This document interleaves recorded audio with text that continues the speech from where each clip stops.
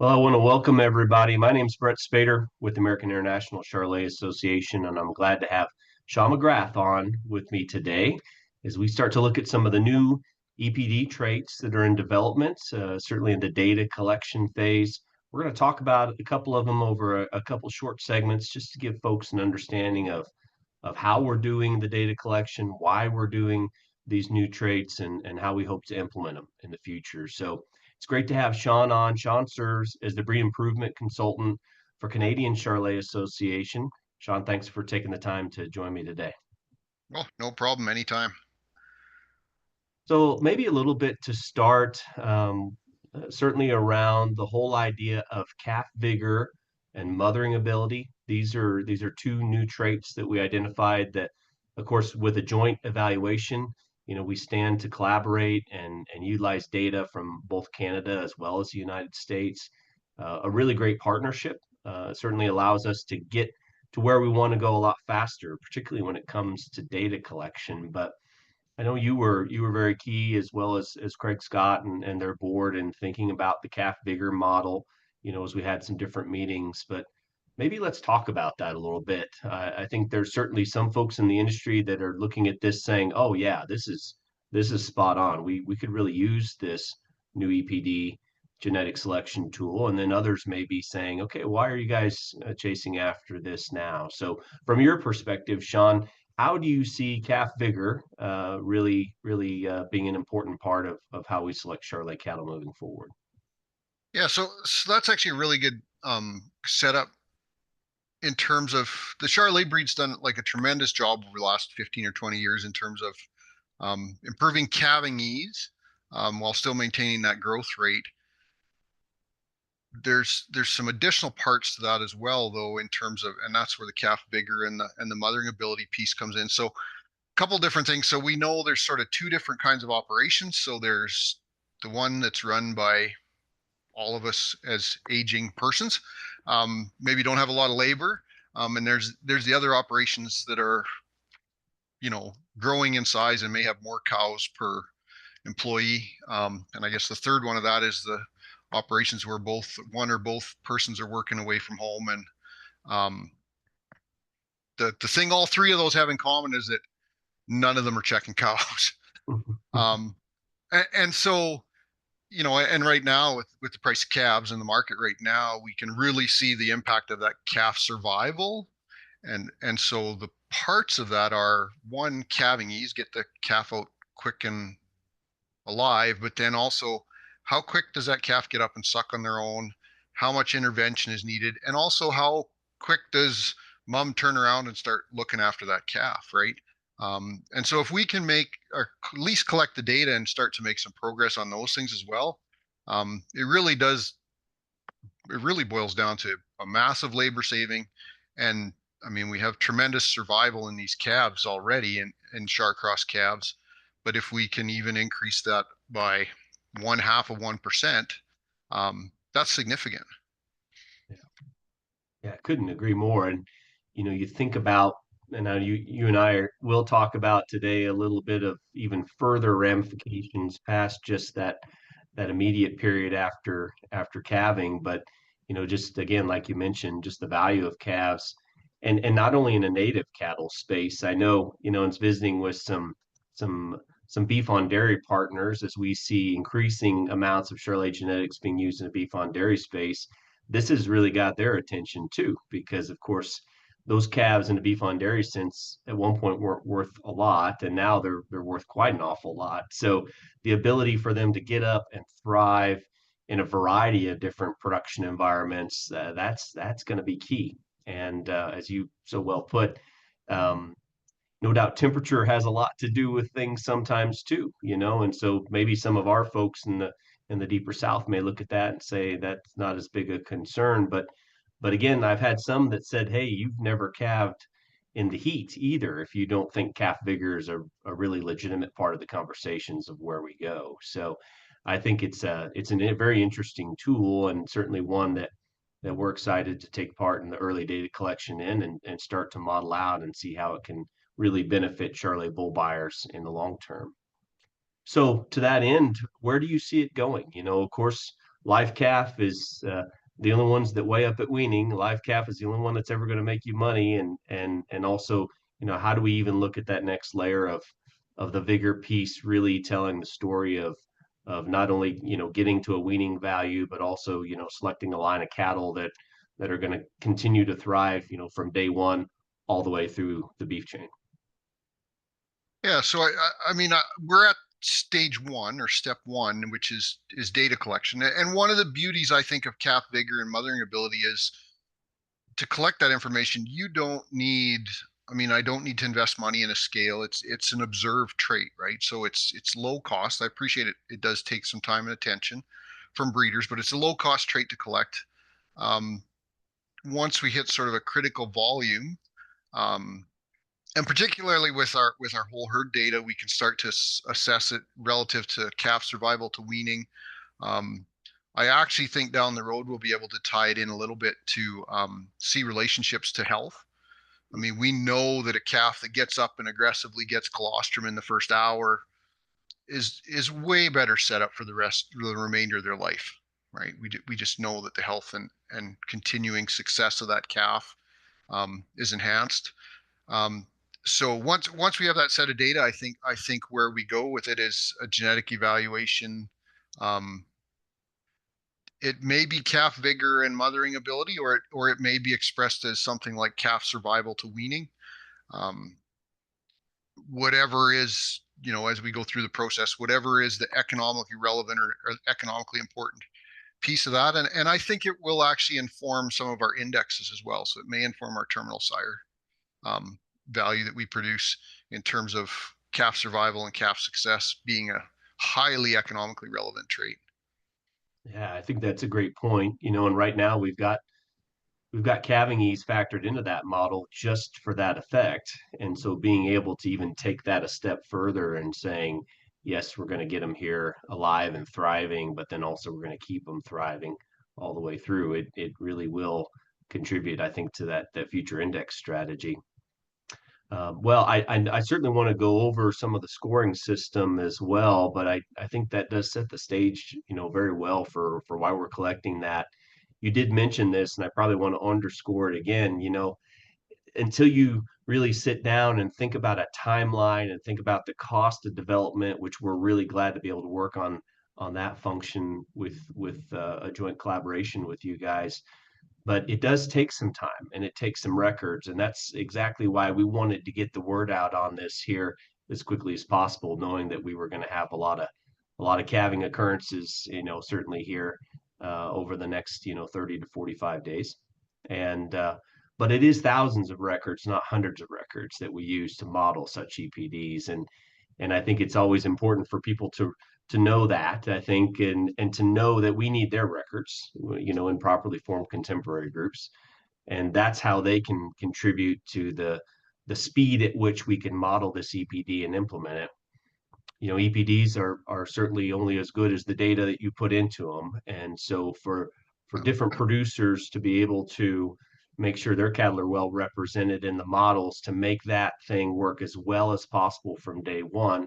We know that day one is not going to be as thorough of a tool in terms of value as, say, day 365 and so on, in terms of continuing to get more records in around it. But it really does come down to encouraging as many AICA and CCA members to collect these records, to get them into us. Both the breed registry systems should be able to accept those at this time. Obviously, you're there from a CCA perspective. Maggie and our teams here, if someone's having trouble getting those records updated, but it's just so pivotal that we get those records accounted for and in, and we help folks understand that it may be a number of months before we get that critical mass to be able to model this out in a really accurate trade. Yeah, and I would add to that. I mean, this data collection is actually Charolais being in a leadership position, Mm. and so one of the things of being in a leadership position is we don't have necessarily someone to follow. Right. So sometimes it takes a little longer to work through the science and collect the data. So, um, but I mean, the flip side of that is it's exciting to be a leader in that space, right? To be concerned about commercial production and our customers, their labor requirements and their calf survival and the things that really make those operations tick, I think adds value to everybody. That's a great point. And I guess probably the final point before we jump into those different scores is when it comes to the implementation of this, we're going to sit in rooms and we're going to take a lot of feedback from membership. So as we're thinking about the best ways to implement it, to communicate it to bull buying customers, we do want to hear people's feedback. We do want folks to get involved at every level of our two organizations. And this is certainly no different than that. We want to hear, because we do sense that this is filling a void that's out there, particularly from a bull buying audience standpoint. But when it comes to breeders and thinking about some potential maternal tools, that gets exciting, I think, for both our organizations. But we do want to get that feedback certainly from membership, and that can go directly to anyone on either staff. That's for sure. Well, I might share the guides that we've created. These guides are being distributed via digital means, via social media means, via print means. Of course, this segment's going to be available online as well. But I thought maybe you could just kind of breeze through a couple slides and we could take a peek at that and hopefully head any questions off maybe before they would happen. Perfect.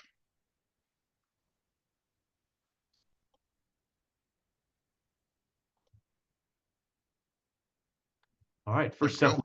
that calf vigor guide. And again, you can find this online. You can contact those of us on CCA and AICA staffs to receive this emailed to you. We've got some print copies available too, if you'd ever need some. And of course, it'll be in our respective publications as well. But maybe just walk us through it, Sean, if you would. Yeah, so calf vigor. So I mean, similar type of approach to scoring calving ease. So it's a visual observation. Um, if you don't observe a calf, I mean, you can enter 0 when you're putting data in, or leave the space blank, and that'll just be treated as an unobserved, unseen observation. Um, so we've kind of rate the calves from calves that are extremely aggressive. So they're running and sucking on the cow on the way down before they hit the ground, kind of those kind of calves that just jump up and they're really aggressive in terms of searching for that udder and going after the cow. Um, to somewhat aggressive. So that's somewhat aggressive is probably what we'd think of as sort of a normal calf would be somewhat aggressive, right? They'd get up and they're searching. Um, then we get calves that, just take a little longer. Maybe not quite as quick jumping up, maybe a little less aggressive trying to find which end of the cow is which underneath. Um, and finally, we kind of get into the ones that require some labor. So required assistance to nurse would be, you may have had to push them up to the cow and mother them up or latch them onto a teat. Um, and then the really extreme example would be a calf that's just lethargic, right? Can't get them latched, can't get them. And then we're hand feeding them, we're tubing them or bottling them or something to that effect, where we're physically we're not just intervening in terms of putting them on the cow, but we're intervening in terms of some sort of mechanical man-made intervention as well, just to get that calf up and going. And I think in terms of a human involvement labor, I would score it as laziest to most amount of work is kind of how I would look at that scoring system. And I think we can appreciate that the majority of calves are going to be 1s and 2s. Similar to how the majority of calves are unassisted, right? Yeah, I think that's a great point. I know sometimes folks get skeptical of EPDs and in many cases they kind of forget it's really about population genetics. It's not about necessarily always identifying anything outside of just breeding in a certain direction to be sure that we're solving problems more than anything. And I think I think if anyone's got questions about this, we welcome them. But certainly those that are skeptics of this, I always try to remind them there's a good end and a bad end, and the whole point is to start to distribute the understanding of the population across that bell curve as best we can to identify what we really want, so we can compare sires, we can note challenges with certain dams and try to improve upon them. But there isn't a 2.5 necessarily in here, right? So it's more about looking to solve problems over time. and less about a gotcha moment or anything along those lines. So, one other question, or a few times I've had the question of when do you assess this? So maybe talk a little bit about that time frame that we feel like is very important when it comes to looking at these calf vigor guidelines. Yeah, ideally we'd be scoring this within sort of an hour of that cow giving birth. So, kind of first viewing. And the reality is it's something you can actually score on a calving camera, Hmm. right? Like if it was, I mean, obviously if you have to intervene and hand feed a calf or something, that you'll have a pretty good idea that you're doing it. Yep. But it's not even necessarily something where we have to intervene with that cow, right? We can observe calving ease, we can observe mothering ability, and we can observe calf vigor um, from a calving camera. Yeah. So it's just how aggressive that calf is. Yeah. Are there any other aspects that come into play? Any other things that you've gotten into in terms of questions as we've started to ask for this data call out?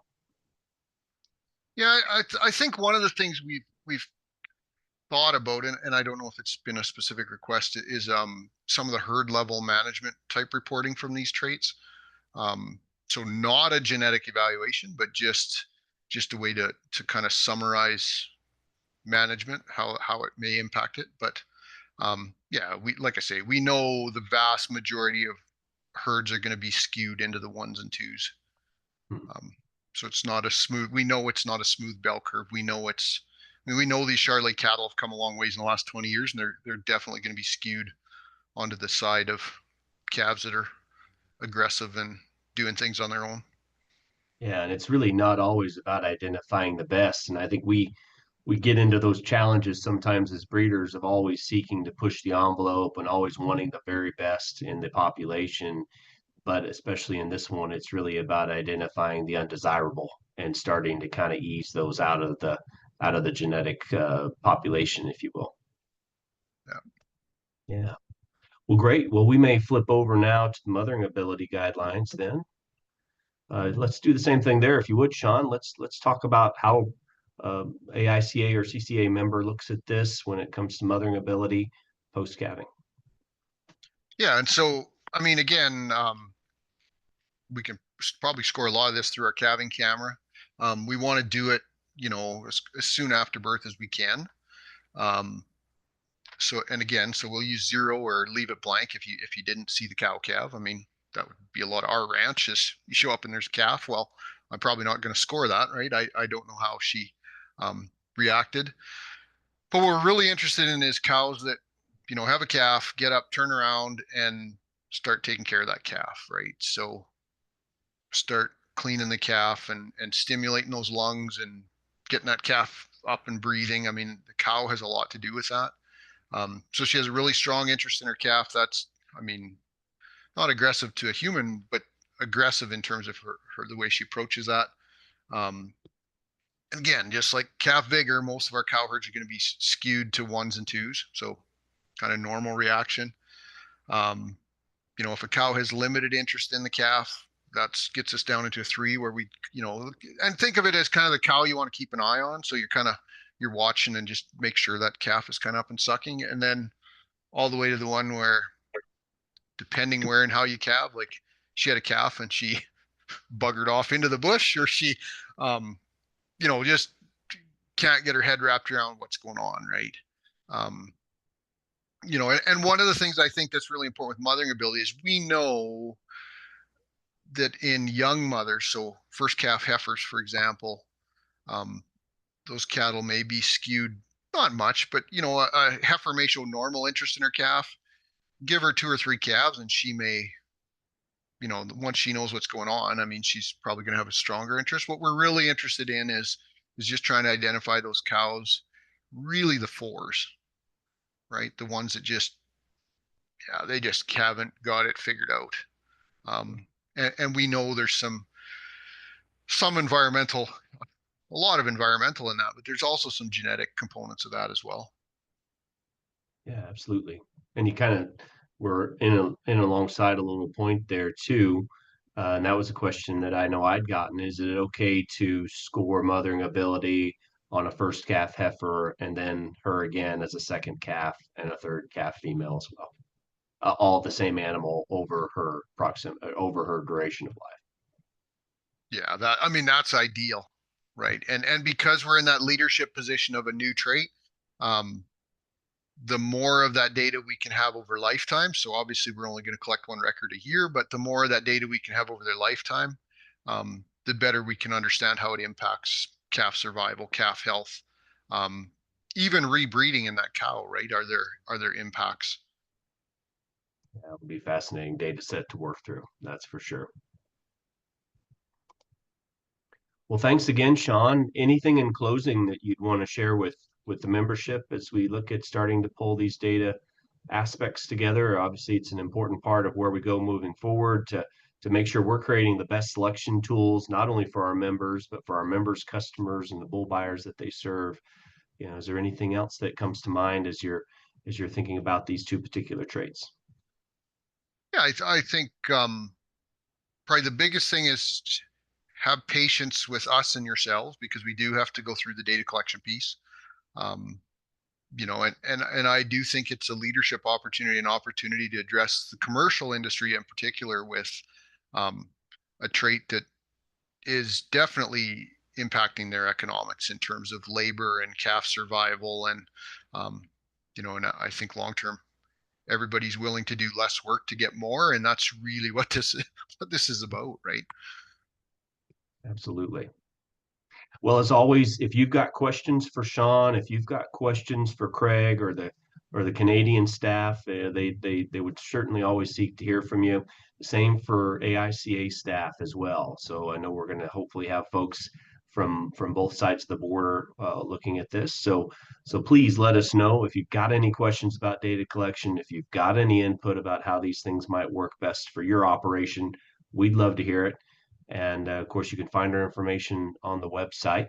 And we look forward to hearing from you. And we look forward to seeing us pull these great tools together. And again, as Sean put, being in a leadership position in a real area of need for our industry.